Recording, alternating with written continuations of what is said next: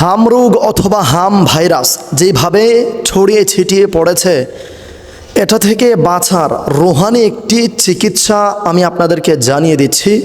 একটু খেয়াল করুন এবং মনোযোগ সহকারে শুনে এটার উপর আমল করুন। ইনশাআল্লাহুল কারীম অবশ্যই হাম নামক ভাইরাস কিংবা হাম রোগ থেকে আপনি এবং আপনার সন্তান, আপনার পরিবার পরিজনকে বাঁচাতে পারবেন ইনশাআল্লাহ। তো চলুন, হাম রোগের চিকিৎসা আপনি কিভাবে করবেন। সর্বপ্রথমে আপনি উত্তম রূপে অজু করে নেবেন এবং 3 বার মহব্বত নিয়ে আল্লাহর রসুলের উপর দুরুদ শরীফ পাঠ করবেন এবং এরপর 3 বার আপনি পাঠ করবেন ইয়া রকিবু ইয়া রকিবু ইয়া রকিবু। আল্লাহ পাকের এই গুণবাচক নামটি 3 বার পাঠ করবেন।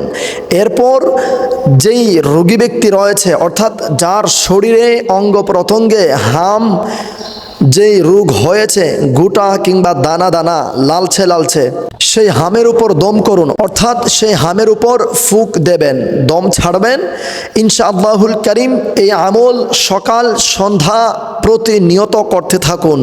আবার যখন আপনি 3 বার পাঠ করে দম করবেন, এরপর আবারও রসুল পাকের উপর মহব্বত নিয়ে 3 বার দুরুদ শরীফ পাঠ করে নেবেন।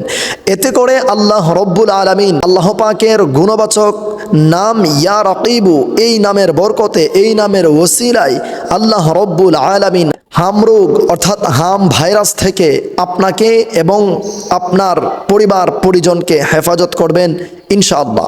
আমি ওজিফাটি আবারও বলছি, প্রথমে 3 বার মহব্বত নিয়ে দুরুদ শরীফ পাঠ করবেন, অবশ্যই অজু করে নেবেন।